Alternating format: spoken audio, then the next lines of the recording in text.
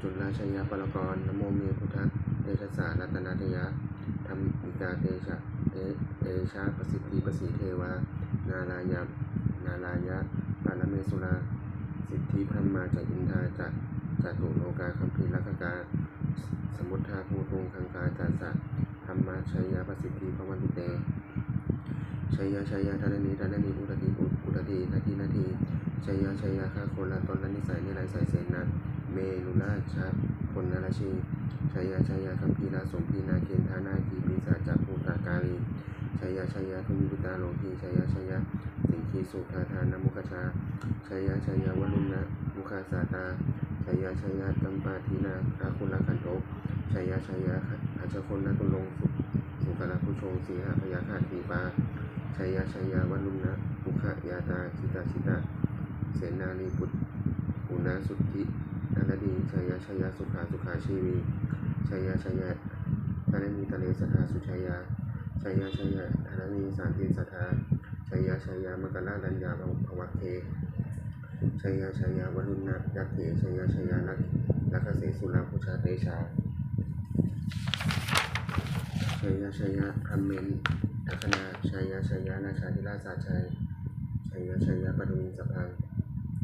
ชัยยะอรหันตาปัจเจกพุทธสาวังชัยยะมเหสุโลอโลหะลินเทวาชัยยะพรหมาสุรโขชัยยะนาโควิรุธโควิรุปโขจันทิมาลวิอินโทจาเวนะเตโยจากภูเวโลวันตุโนปีจาอัคขิวายโยจะปาชุนโหคุมาโลตาตาลัทโกอัฏฐาราสะมหาเทวาสิทธิตาปัสสะอาทโยอิสิโนสาวกาสัพพาชัยยะนาโมภวันตุเตชัยยะธัมโมจัสสังโฆจัสทัสสะปาโลจัชัยยะกังเอเตนะชัยยะเตเชนะชัยยะโสติภวันตุเตเอเตนะพุทธาเตเชนะโหตุเตชัยยะมังคลังชัยโยปิพุทธศาสนิมโตอายังมารัสสะจัปปะปิมโตปนาชโยโมโคสยามโพธิมันเทปโมทิกาชัยยะตถาธรรมคณาเมเหสิโนชัยโยปิพุทธศาสนิมโตอายังมารัสสะจัปปะปิมโตปนาชโยโมโคสยามโพธิมันเทปโมทิกาชัยยะตถาอินทคณาเมเหสิโนชัยโยปิพุทธศาสนิมโตอายังมารัสสะจัปปะปิมโตปนาชโยโมโคสยามโพธิมันเทปโมทิกาชัยยะตถาเทวคณาเมเหสิโนชัยโยปิพุทธศาสนิมโตอายังมารัสสะจัปปะปิมโตปนาชโยโมโคสยามโพธิมันเทปโมทิกาชัยยะตถาสุปันนคณาเมเหสิโนชัยโยปิพุทธศาสนิมโตอายังมารัสสะจัปปะปิมโตปนาชโยโมโคสยามโพธิมันเทปโมทิกาชัยยะตถาราคาคณาเมเหสิโนชัยโยปิพุทธศาสนิมโตอายังมารัสสะจัปปะปิมโตปนาชโยโมโคสยามโพธิมันเทปโมทิกาชัยยะตถาสัพพมคณาเมเหสิโนชยันโตพุทธยามุเลสกายานังนันทิวัฒโนเอวังตวังวิชโยโหติชยสุชยมังคะเลอัปปนาชิตาปนังเกสีเสปะเทวอิโปคะเลอภิเสเกสัพพพุทธานังอัคคปโตปโมทติสุนัขตังสุมังคลังสุปาคาตังสุโหติตังสุขโนสมุทุโตจัสสุยิถังธรรมจาริสุปัฏฐินังกายกัมมังวาจากัมมังปัฏฐินังมโนกัมมังปณิทีเตปัฏฐินานิกัตวานะตัพพันตเถปัฏฐิเนเตอัฏฐรัตถาสุขิตาวิรุณหาพุทธศาสเนอโนคาสุขิตาโหทาสหสเพหิยติภิสุนันตุโหโตเยเทวะอสมิงคาเนอธิกตาทีคายุกาสทาโหโตสุขิตาโหโตสัพพทาลักขันตุสัพพาสตานังลักขันตุศีลาสาสนังยาคาจิปัฏฐานาเตสังสเพปุเรนตุมโนลถาลุตตากาเลปวัสสันตุวัสสังวัสสามวลาหกาโลคาจุปัตตวาเตสังนิวาเนตุจัสสะปทากายาสุขังจิตตสุขังอรหันตุยะถาราหังบทสวดธรรมนิยามมาสุตังเอวังเมสุตังเอกังสมัญญังภควาสาวัตถิยังวิหารติเชตาวเนอานาคัปปิมิกัสสะอาลาเมตันตาลโภภควาภิกขุอมันติสีภิกขโมติทัตันเตติเตภิกขุภควโตปัญจโสสงภควาเอตาทโวจักอุปาทาวาภิกขเวตถาคตานังอนุปาทาวาตถาคตานังปิตา วาสาธาตุธรรมทิตตาธรรมนิยามตาสัพเพสังขาราอนิจจติตังตถาคโตอภิสัมพุชติอภิสมเมติอภิสัมพุชิตวาอภิสมเมตวาอจิคติเทเสติปัญญาเปติปัฏฐาเปติวิวารติวิภาชติอุตานิกโรติสัพเพสังขาราอนิจจติอุปาทาวาภิกขเวตถาคตานังอนุปาทาวาตถาคตานังอิตาวาสาธาตุธรรมทิตตาธรรมนิยามตาสัพเพสังขาราอนิจจติตังตถาคโตอภิสัมพุชติอภิสมเมติอภิสัมพุชิตวาอภิสมเมตวาอจิคติเทเสติปัญญาเปติปัฏฐาเปติวิวารติวิภาชติอุตานิกโรติสัพเพสังขาราทุกขาติอุปาทาวาภิกขเวตถาคตานังอนุปาทาวาตถาคตานังอิตาวาสาธาตุธรรมทิตตาธรรมนิยามตาสัพเพธัมมาอนัตติตังตถาคโตอภิสัมพุชติอภิสมเมติอภิสัมพุชิตวาอภิสมเมตวาอจิคติเทเสติปัญญาเปติปัฏฐาเปติวิวารติวิภาชติอุตานิกโรติสัพเพธัมมาอนัตติอินทาปะโมจะภควาอัตตมนาเตภิกขุภควโตภาสีตังอภินันทุนติบทสวดทัตถิกรัตคาถาอติตังนานาวาคัมเมยะตัปปติกังเถอนาคตังบุคคลไม่ควรจะคิดถึงสิ่งที่ล่วงไปแล้วด้วยอะไรและไม่ควรจะมองถึงสิ่งที่ยังไม่มาถึงยะถาติตัมปัตตินันตังปัญจอนาคตังนะครับสิ่งที่เป็นอดีตก็รับไปแล้วสิ่งเป็นอนาคตก็ยังไม่มาปัจจุบันนันจโยธรรมังตถาวิปัสสติอสังขินังอสังคุปปังตังปิทามนุปทุหะเยผู้ใดเห็นธรรมอันเกิดขึ้นเฉพาะหน้าในที่นั้นๆอย่างแจ่มแจ้งไม่งอนเงียนก่อนแคร์ขอควรข้อมูลในการเช่นนั้นไว้อาเชวากิจจะมาตับฟังโกชัญญาบาลนังสุเวความเพียรเป็นกิจที่ต้องทำวันนี้ใครจะรู้ความตายในพรุ่งนี้นาฮิโนสังฆะลันเตนามหาเสเนนามัจจุนาเพราะการผัดเปลี่ยนต่อมัจจุราชซึ่งมีเสนามากก็ไม่มีสำหรับเราเอวังวิหาริมาตาปิงอรัตอโหรัตตะมัตตันติตังตังเวพระเทคะรัตโตติสันโตอาจิกเตมุนีผู้สงบย่อมกล่าวเรื่องผู้มีความเพียรอยู่เช่นนั้นไม่เกียจคร้านทั้งกลางวันกลางคืนว่าผู้เป็นอยู่แม้เพียงนาทีเดียวก็น่าชมบทสวดธรรมะสังเวคะปัจจเวคนะสัพเพสังขาราอนิจจาสังขารเป็นร่างกายจิตใจและรูปความนามธรรมทั้งหมดทั้งสิ้น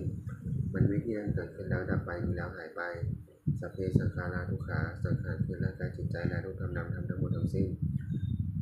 มันเป็นทุกข์พ้นยากเพราะเกิดขึ้นแล้วแค่เจ็บตายไปสัพเพธัมมาอนัตตาสิ่งทั้งหลายทั้งปวงทั้งที่เป็นสังขารและไม่ใช่สังขารทั้งหมดทั้งสิ้นไม่ใช่ตัวไม่ควรถือว่าเราว่าของเราว่าตัวว่าตนของเรา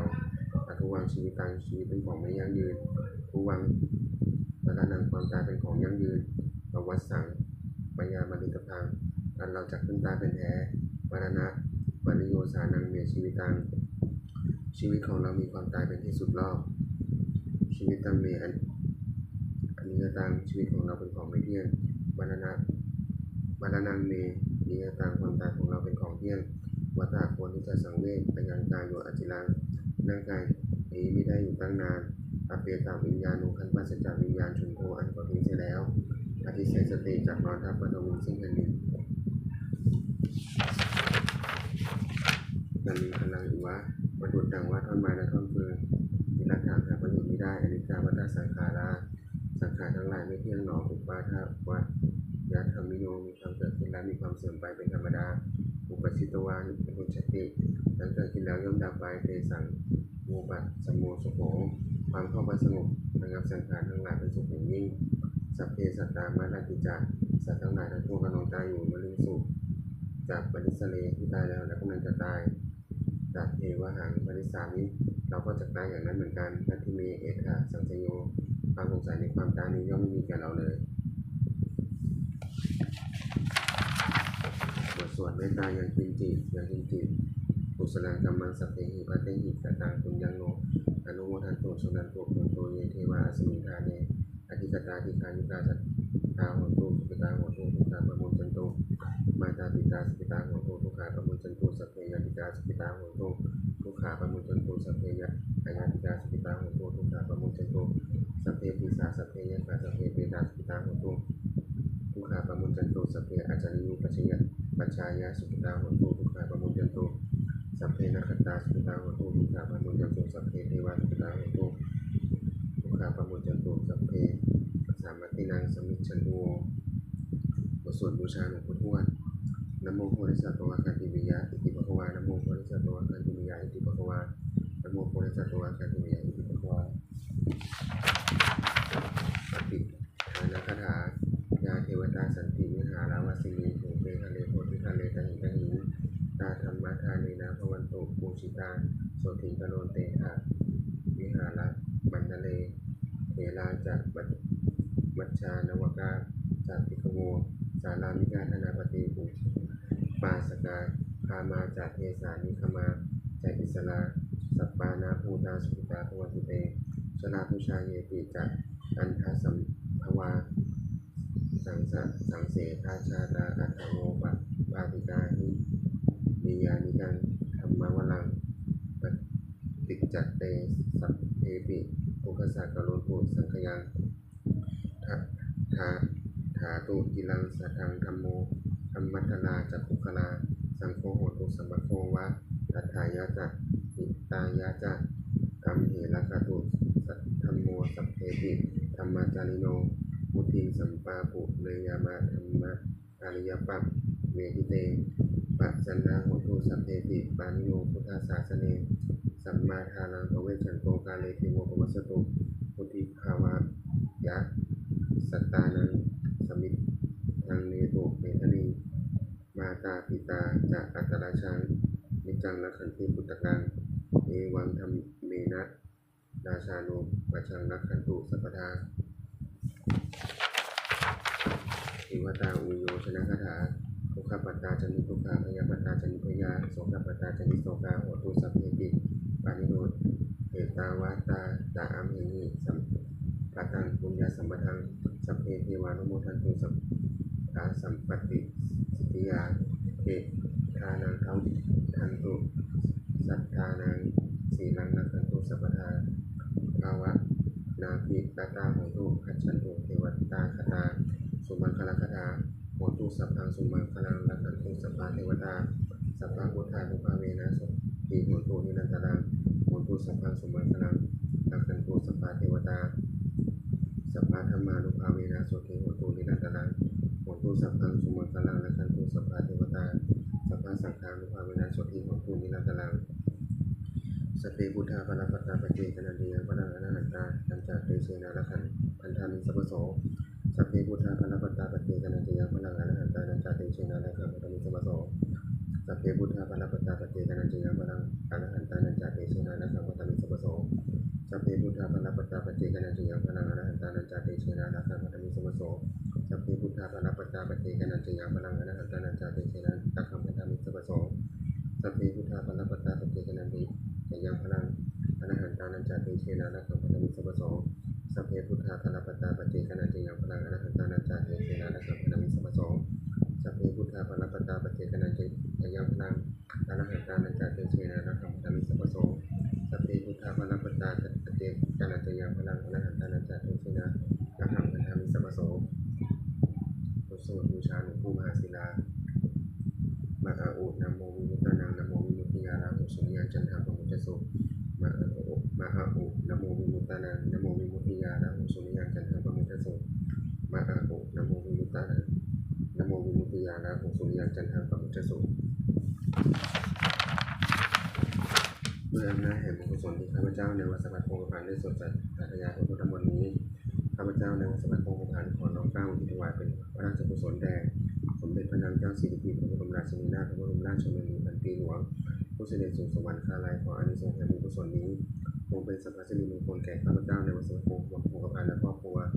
ให้แคล้วคลาดปลอดภัยจากทุกโศกโรคภัยอันตรายทั้งปวงให้มีแรงรายได้สุจริตมั่นคง